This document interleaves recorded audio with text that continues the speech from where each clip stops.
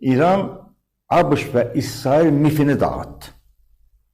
Yəni, Amerika Körfəz ölkələrində 12 ölkədə hərbi bazalar var. Onlardan trilyon dollarla pul alır, gətirir orada raketdən müdafiə sistemlərini, tərörlərin yerləşmiş ki, siz pulunuzu mənə verin, ayrı işlə, işiniz yoxdur, mən sizi qoruyacağım.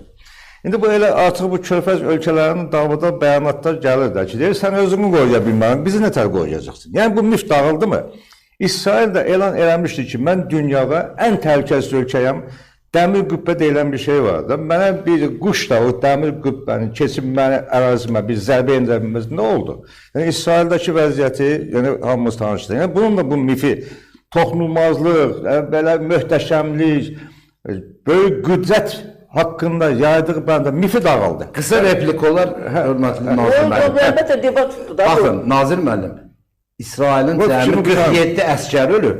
İranın 80'e yaxın generalı və rəhbəri. Siz deyirsiniz, mif necə dağıldı? Bir dəqiqədən. Mifi dağıldı. İsrail'lə Amerika mifi dağıldı bu bir. İkincisi, mən sizin o fikrinizlə razıyım. Ama beynəlxalq o kanallardan onlarla işim yoxdur. Deməli, o dedikləriniz həqiqətə uyğundur. Amma sizin bir fikrinizlə, bizim mövzuya aid olan bir fikrinizlə mən razıyam ki, mən özüm də dəfələrlə Ləman xanımın proqramlarındakı 3-cü Dünya Müharibəsi başlayıb. Dəfələrlə demişəm ki, 3-cü Dünya Müharibəsi sürətlə gedir. Bu cəhətdən sizinlə razıyam ki, həmfikir ki, 3-cü Dünya Müharibəsi artıq o Körfəz müharibəsindən, İraqla müharibədən başlayıb gedirdi. O ki, qaldı sizin beynəlxalq konvensiyalara, Hörmüz boğazına falan istinadınız, mən elə gəlir ki, bu yerinə düşmür. Beynəlxalq konvensiyalara qalsa, İran müstəqil dövlətdir. Bu xalq, 95 milyonluq xalq öz rejimində, öz rəhbərində seçmə hüququ var da. Amerika oradan İsraildən gəlib ki, mən səndən rejimi dəyişdirəm, nə qoyacam. Bu beynəlxalq konvensiya uyğundur. Beynəlxalq Cinayət Məhkəməsi bu Netanyahu'nun həbsinə order verib. Beynəlxalq qanunlar işləsə, birinci onu tutub türməyə salmalıdırlar. Onun üstündə məhkəmənin qərarı icra olmalı. Bu gəlir yoxdur. Beynəlxalq konvensiyalara əgər bir istinad edilirsə, 1975-ci il Helsinki Yekun Aktı var. Dövlətlərin sərhəddi dəyişməzdi. 1975-ci ildə. Üstündən neçə il keçir? 50 il keçir də, 50 ildən keçib də. Buna əməl olunur. Ona görə də İran yalnız növbə İrana çatanda beynəlxalq konvensiyaya əməl eləməli yox. Niyə? Çünki mən demirəm ki, beynəlxalq, mən deyirəm ki, beynəlxalq mətbuatda İranın bu iddiasına hüquqi cavab ona görə verilmir ki, Amerikada maraqlıdır ki, İran Hörmüz boğazına iddia eləsin. Mən bunu demək istəyirəm. Amerikaya sərf eləmir. Dediyim kimi də, neftin qiymətinin 2 qat artması, 60 dollardan 120 dolar qalxması neft idxal edən ölkələr üçün fəlakətdir. Bunların hər bir iqtisadiyyat təsir edir. Məsələn, tutaq ki, İxracata da, bu əmtəni əməl gətirmək üçün yanacaqdan da, enerji daşıyıcılarından 60 dollar olan vaxt istifadə edirdin, bunun qiyməti filan qədərdir, ixrac edirdin də. İndi rəqabətə, bu 2 qat artıq enerjinin qiymətinə görə, 2 qat artıq pul xərcləyəndə ixracat potensiali, ixracat rəqabətli aşağı olunca hansı ölkə, hansı şəxs bir həftə bundan qabaq 10 manata aldığı şey, bugün 20 manata almaq məcburiyyətdən qalırsa, bunun səbəbkarına, yəni Amerika isə kim rəqabət bəsləyib? Ona görə də, yəni bu Hörmüz boğazının, körfəzinin bağlanması dünya ölkələrinin heç birinin xoşuna gələ bilməz. Yəni yəqin ki, onlar da gücü çatan şəkildə onlara Amerikaya təzyiq göstərirlər ki, Amerikanın da bunu uzun müddət dediyim kimi, bu İrana qarşı çox sərt bir tədbirdir, onu etiraf edirəm. Yəni, İran əgər nefti ixrac olunmasa, sahiblərin dediyi kimi, onun neftinin 90% buradan gedir, Çinə satır. Buna çox ciddi bir iqtisadi bunun əleyhinə bir şeydir. Amma onun da belə bir xəbərlər də gəlir ki, bu blokadanı Çin yarı, Çinin gəmilərinə Amerika əl qoymağa, ateş açmağa cürət eləyə bilməz. İndi Amerika ki, siz dediyiniz o hərəkata başlamaq istəyir, nə bilim, azadlıq hərəkatı, 15 min falan, yəni o boğazda İran gəmilərinin durması, İran gəmiləri təbii ki, Amerika donanmasının qarşısına dayana bilməz, onu başa düşdük. Amma indi nöqtəvi açışlar, hamı bir tamaşaçılar da bilir, sahib bəy də, siz də bilirsiniz ki, indi ancaq belə klassik müharibə kimi üzbəyiz durub bir-bir topla vurmurlar da, nöqtə açışları deyirlər. Hətta Hörmüz boğazının yaxınlığından yox, lap İranın ən uzaq nöqtəsindən, lap Xorasandan. Onun da ballistik raketləri var da. Oradan keçməyə cəhd edən, İranın qoyduğu tələbi pozmağa çalışan gəmini yerində vuracaq.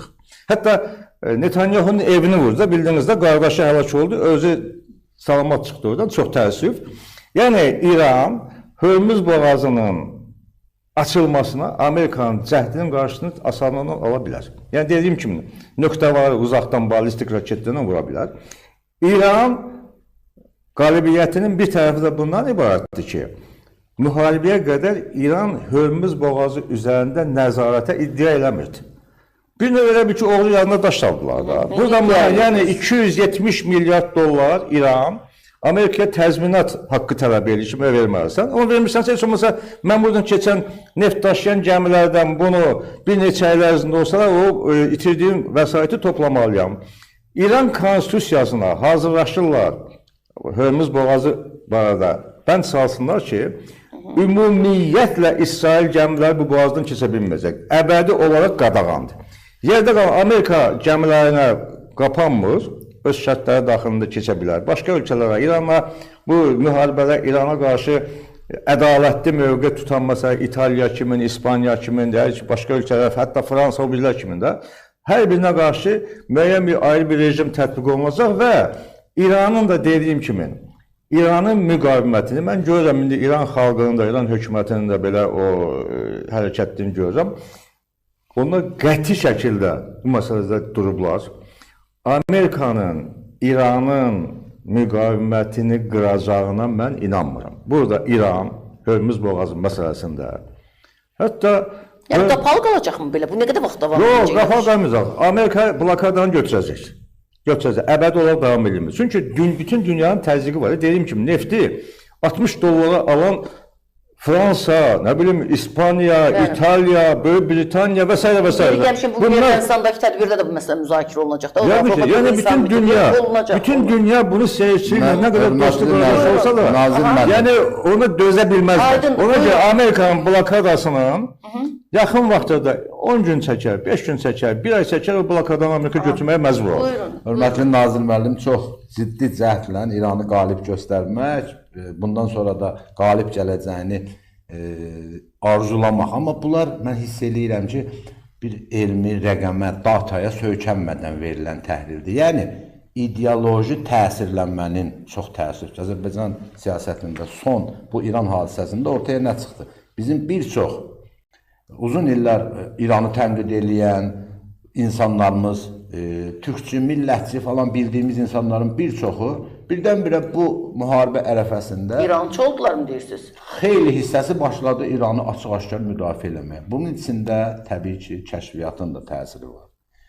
Qərb kəşfiyyatının da təsiri var. Bizim qərbçi bildiyimiz adamlar birdən-birə hamısı İrançı oldu. Niyə?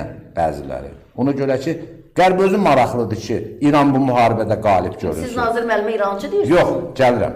Bəziləri ideoloji təsirlənmə. Bu nədir? İdeoloji təsirlənmə. İrani mədəniyyət, ari, irq və s. Bu təsirlərdən Nazir müəllim hesab edirəm ki, o təsirlərə düşüb. Amma Hörmüz boğazı... Qətiyyən, Sahib bəy, qətiyyən. Ora gələrik. Yox, qətiyyən, yox, məsələ beləsi... Ora gələrik. Mən bu İran məsələsini çox üzr istəyirəm. Mən bu İran məsələsində İranın tərəfdarı kimi çıxış eləmirəm. Neytral, bir tərəf ekspert kimi çıxış edirəm. Ekspert kimi çıxış edirsiniz, mən sizə rəqəm deyirəm. Deyirəm ki, 7 dənə İsrailin əskəri ölüb, 7 dənə Amerikan. İranın təhsil 80 dənə generalı və dövlət rəhbəri, ali dini lider ölübdür, 2 ayda dəfn eləyə bilmirlər.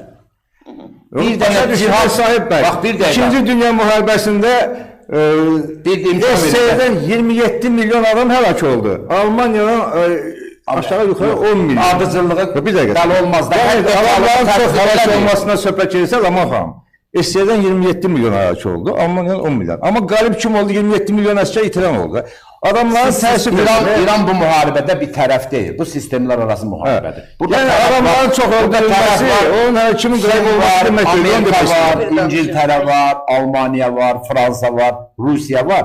Amma orada İran deyə bir şey yoxdur. Bax, icazə verin. İran 1-ci, 2-ci Dünya müharibəsi başlayan kimi, indi 3-cü Dünya müharibəsində işğal olunmuş ölkədir. Məsələn, 1-ci Dünya müharibəsi başlayan kimi Yox, 3-cü Dünya müharibəsində elə işğal olunmuyor. Orada sizə fikrimi çatdırım. Hər dəfə kəsməyin. Yox. İranda quru əməliyyat keçirmək mifini pafosla efirlərdən söyləyirlər. Qardaş, nə Amerika, nə İngiltərə Birinci Dünya müharibəsindəki qədər güclü deyildi.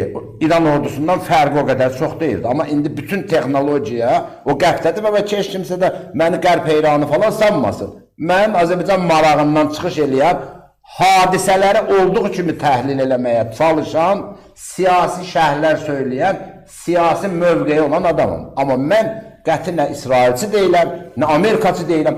Bütün imperiyalar kimi onlar da öldürürlər də.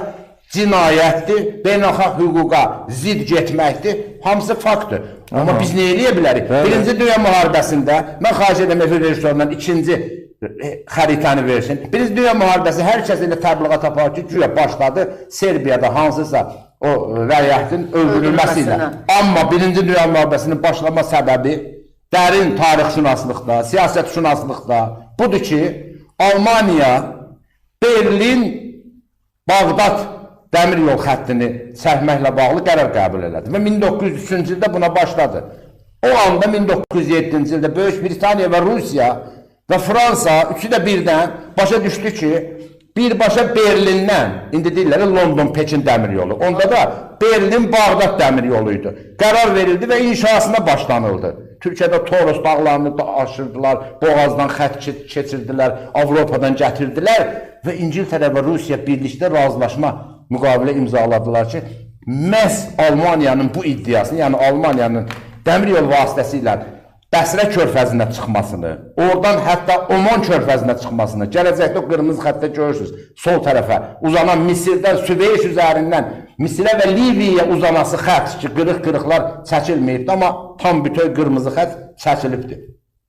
Bu xətti önləmək üçün, orada enerjiya çıxışını Almaniyanın önləmək üçün Birinci Dünya müharibəsi baş verdi. Birinci Dünya müharibəsi baş verən kimi İngiltərə bir tərəfdən, Rusiya şimal tərəfdən, Osmanlıda şimal-qərb tərəfdən. Girdilər, 3 gün müqamət göstərə bildi İran ordusu. Girdilər, İranı işğal elədilər. Bütün suveren hüquqlarını əl qoydular. Hətta 1925-ci ildə dediyim kimi, bir anda da şahid edilər ki, sən çəkil, indi bu pəhləvi gəlir, şərait yaratdılar. Və orada nə baş verdi? Axızda, İkinci Dünya müharibəsi. İkinci Dünya müharibəsi başlayan kimi, şimaldan SSR, cənubdan İngiltərə, girdilər, İranı işğal elədilər. İran ordusu cəmi 3 gün müqamət göstərdi. İndi kimlərsə İran tarixinin belə yenilməz. Sahib o işlərin bu mənzəli heç bir aidiyyəti yoxdur. Eyni məntiqdir, eyni nefti, eyni yollar. Çünki mənzəli heç bir aidiyyəti yoxdur. Eyni İngiltərədir. Baxın. Heç bir aidiyyəti yoxdur. Var, aidiyyəti var. Sizdə aşırı bu mədəniyyətdən təəssüf, irari, bax, bütün qərb tarixşünaslığına baxın. Bütün ciddi mənbələrə baxın. Siz baxın görün, ciddi mənbələrə. Oxfordun, bax, Amerikada İran ensiklopediyası adında 1973-cü illərdən fond yaradılır. Qoy danışsın. Bax, o İran ensiklopediyası fondunda durmadan Amerika, halbuki o İslam ensiklopediyası adı ilə başlanmışdı 67-ci ildə. Birdən-birə fikrini dəyişib, elədilər İran ensiklopediyası. İndi Trump da deyir, İran mədəniyyətini dağıdacaq. Bütün bölgəni, ari ilk nəzəriyyəsi uydurublar. Əslində bizə nə deyirlər? Açığı, mən İranı, baxın, İranın bu iddialarını, ari ilk iddiasını, İran deyir ki, biz nəcib millətik. Şahnamə də elə deyir. Eyni mövzudur. Yox, bax, Şahnamə də, bu da aşağılıq insanlarımızda qəribə aşağılıq kompleksi aşılanır, mən buna qarşıyam. İran deyir ki, və qərb tarixşünaslığı deyir ki, Oxfordunda elmi məqalələrində hər yerdə yazılır ki, İran, bu İran yaylasıdır, bu da erməni yaylasıdır. İranın böyük ari ilk iddialarını dəstəkləmək, ermənilərin də ari ilk iddialarını dəstəkləməkdir.